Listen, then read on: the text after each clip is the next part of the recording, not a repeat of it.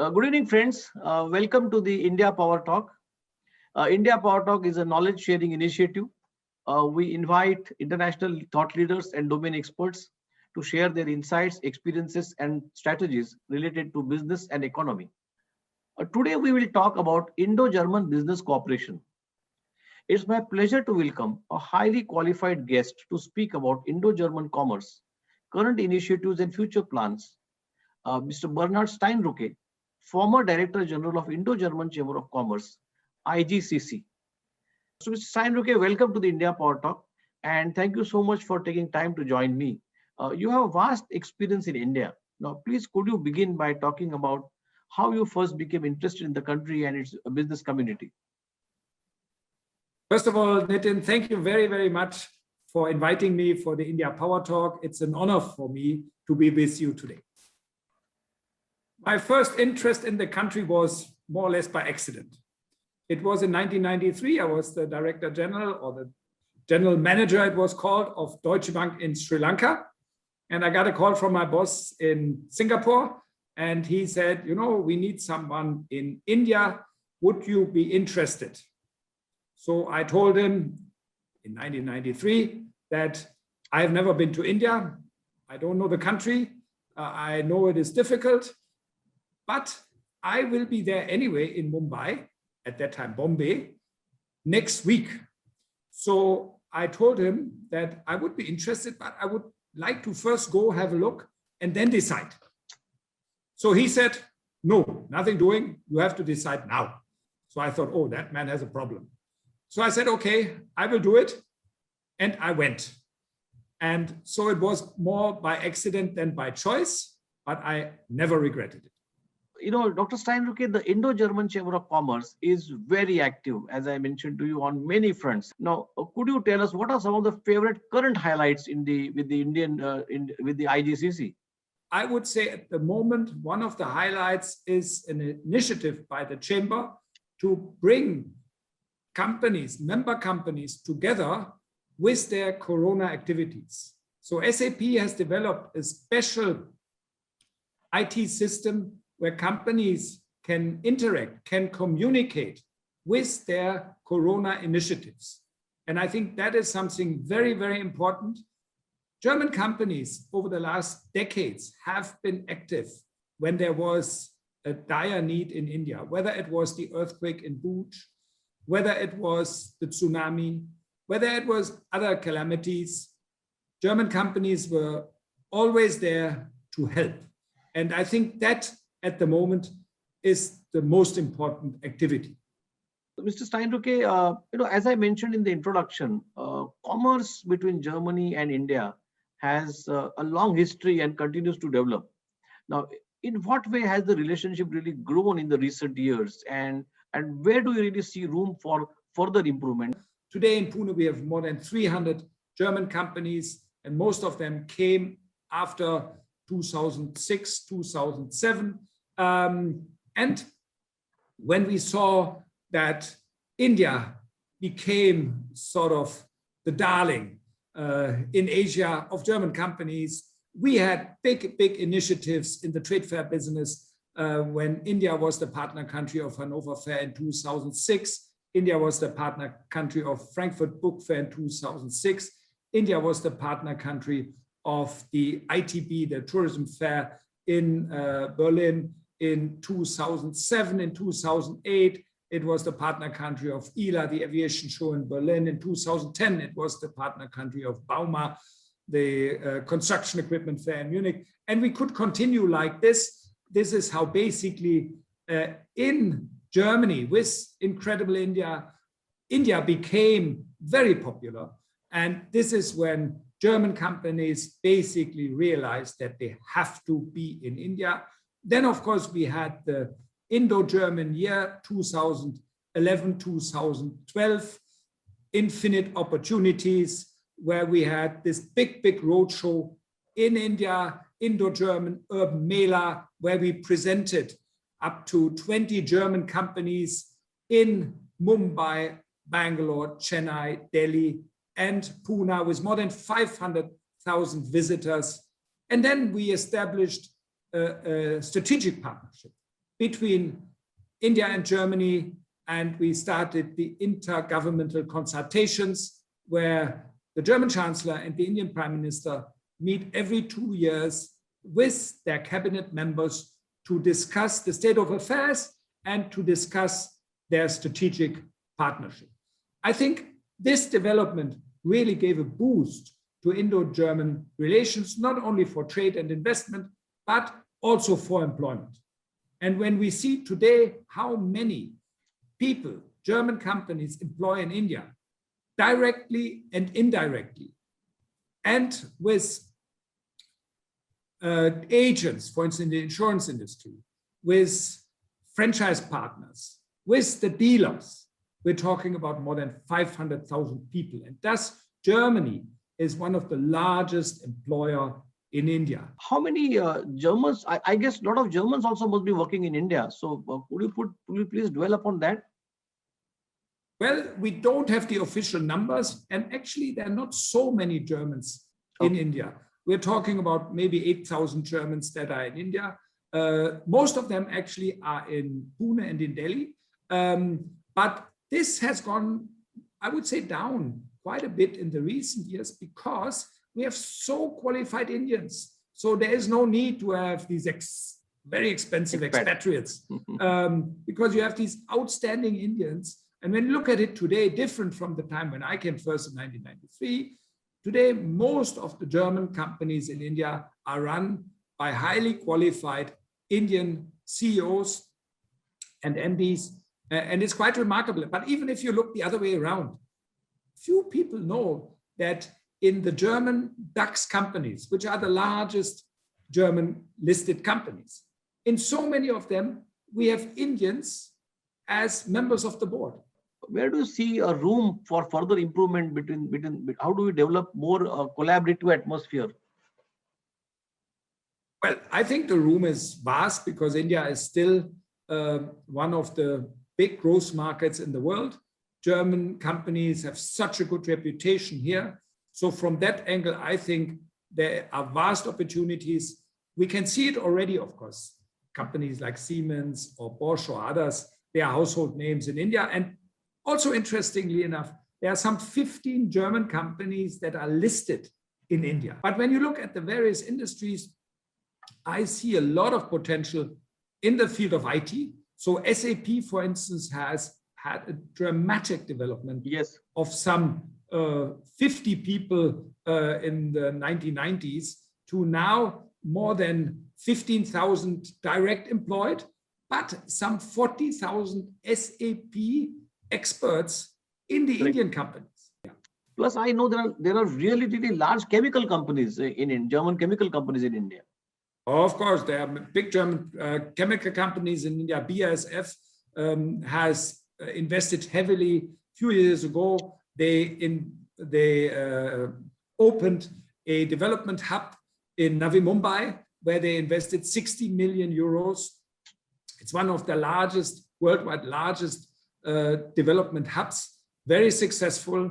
And I have to say, seeing is believing. You have to have seen their labs over there is absolutely outstanding.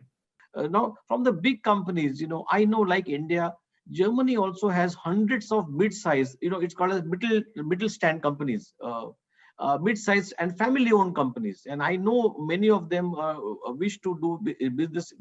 Many of them are doing business in India, and many of them wish to do business in India. Now, could you dwell upon some of them as to their structure, their way of working, and how do you see them working in India? Well, you're absolutely right. And when you look at the sheer numbers, most of the German companies are still family-owned, so-called Mittelstand, way beyond 90%. And this also holds true for most of the 1,800 German companies present in India. Most of them are these family-owned Mittelstands companies. Of course, they are not the usual SMEs as we know them maybe in India, but they have been there for generations. Many of them are so-called hidden champions. That means they are world champions in their niche. Well, not that nobody knows them, but not so well known, but very, very successful. And many of them are, of course, in India, and also there they are very successful. And I mean, company like Freudenberg, for instance, yeah, they have more than 10 subsidiaries in India. Mhm. They are still family owned. They've been there for more than 200 years and highly successful, but not so well known. But in their niches, they are world champions. When you look at a company like Trumpf, owned by the family Leibinger, they are based in Pune. That is another good example. Or the company Stihl, owned by the family Stihl, again, based in Pune. Or when you look at the company Wirth, they have various subsidiaries in India, for instance, also in Pune. And again, family owned, very successful, and a big player in their niche. Or when you look at a company like Festo, that's a company has been in India for more than 50 years, based out of Bangalore, extremely successful and family owned. So I could go on like this. I can imagine. Are there any similarities between the German family companies and Indian family companies, or I would really love to hear from you as to what should Indian family companies or small mid-sized companies should do, what precautions they should be taking when they strike collaborations with these family companies. Actually, you're absolutely right, and there are quite some similarities. When you look at a company like Bharat Forge, Baba Kalyani, who incidentally is also on the committee of the chamber. Or when you look at a company like Force Motors, Ferodia, or when you look at a company like Bajaj Allianz, or many of the other, incidentally, many of them are also based in Pune. Maybe one of the main differences, I would say, between the Indian and the German family-owned companies is that many of the Indian companies are listed. The German Mittelstand is not listed. Most of them are not listed. Somehow they don't believe that being listed is necessary for their business. They believe in basically 100% ownership, and they are able, and they were able to fund their expansion over the years, over the decades, with their own resources, because they believe in A, being profitable, and B, in keeping the money in the company. How could we fast forward the collaborations? Because I know for a fact, Mr. Steinrücke, that there are a lot of mid-sized German companies who are still hungry to come to Indian market, and they are still waiting. So what could we do from India to really accelerate that process? At the moment, we have the challenge of Corona, which is a sort of hindrance for everybody. But that will go. There is no doubt about it. So as soon as Corona is behind us, main thing is that we have to have a very, very good image of India.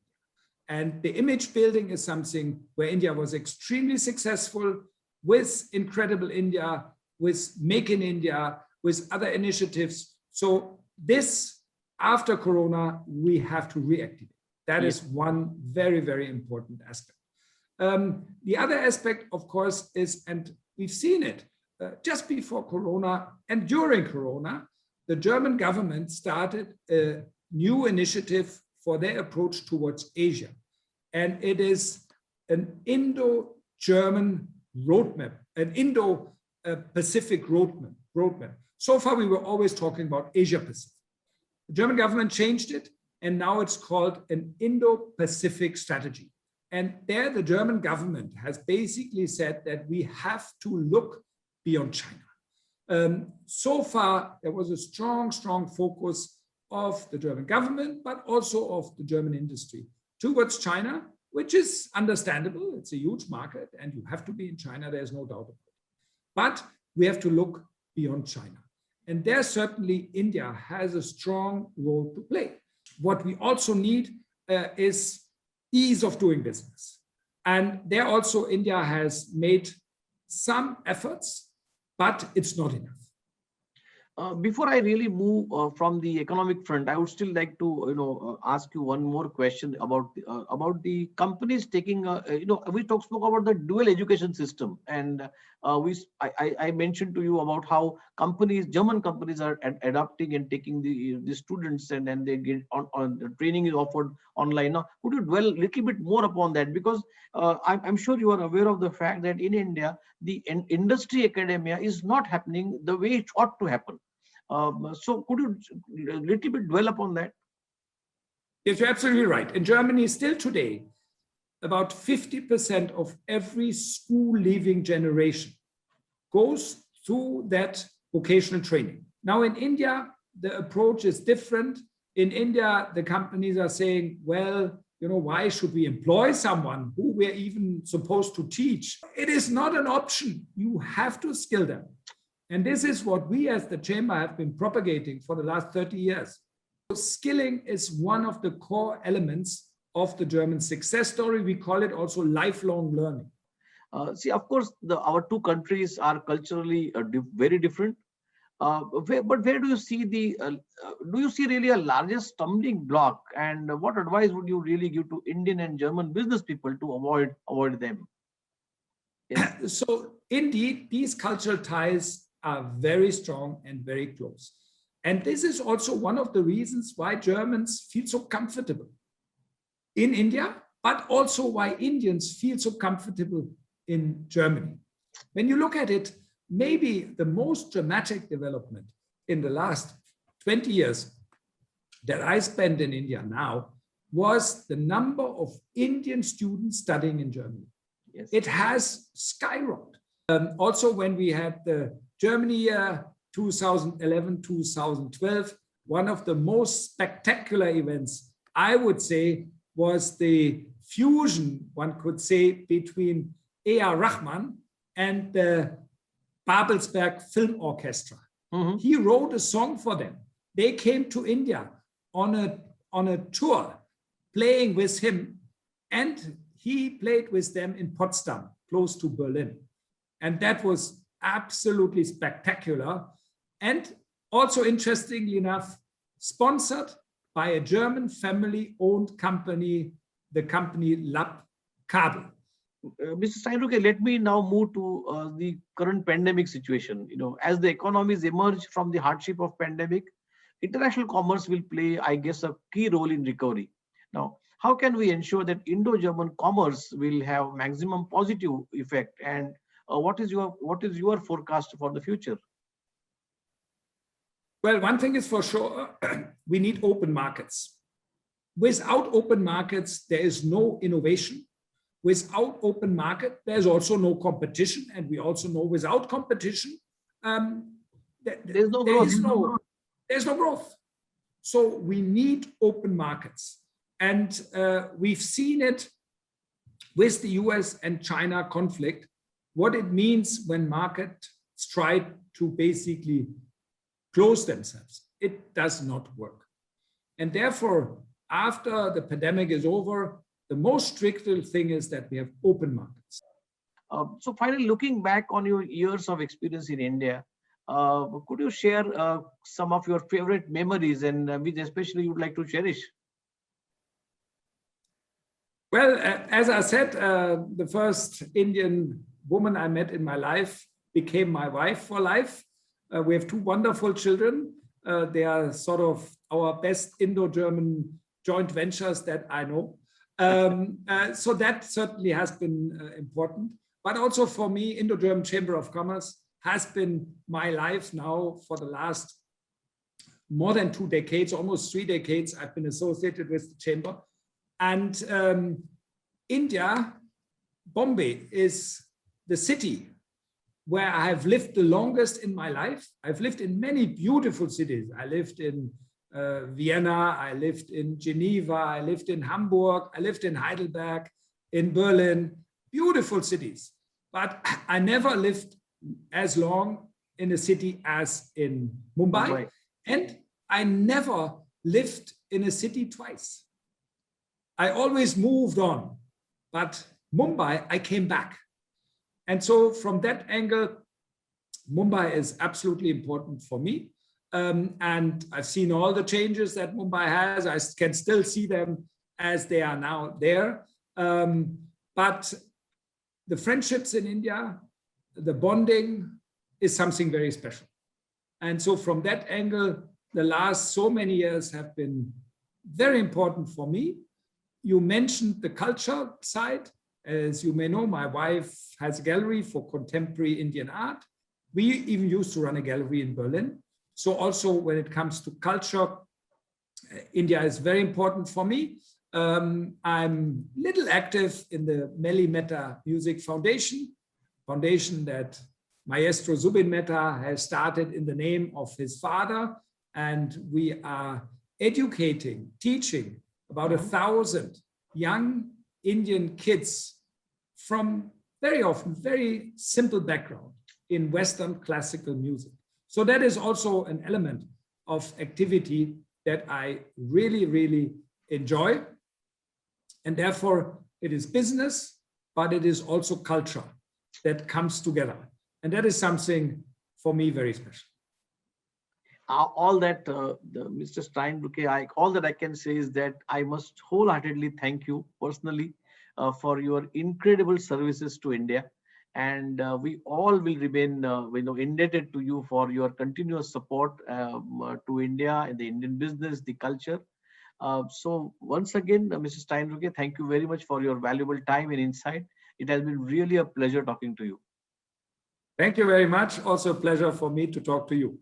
Thank you. I would like to thank the Indo German Chamber of Commerce, Indo American Chamber of Commerce, as well as the Indian Chamber of Commerce, LawSICO, and the India SME Accelerator Network for supporting this talk. Let me conclude our talk with the humble prayer to the Almighty to bestow mankind with the right spirit to fight the coronavirus and help restore peace, prosperity, and well-being. Thank you. Thank you very much.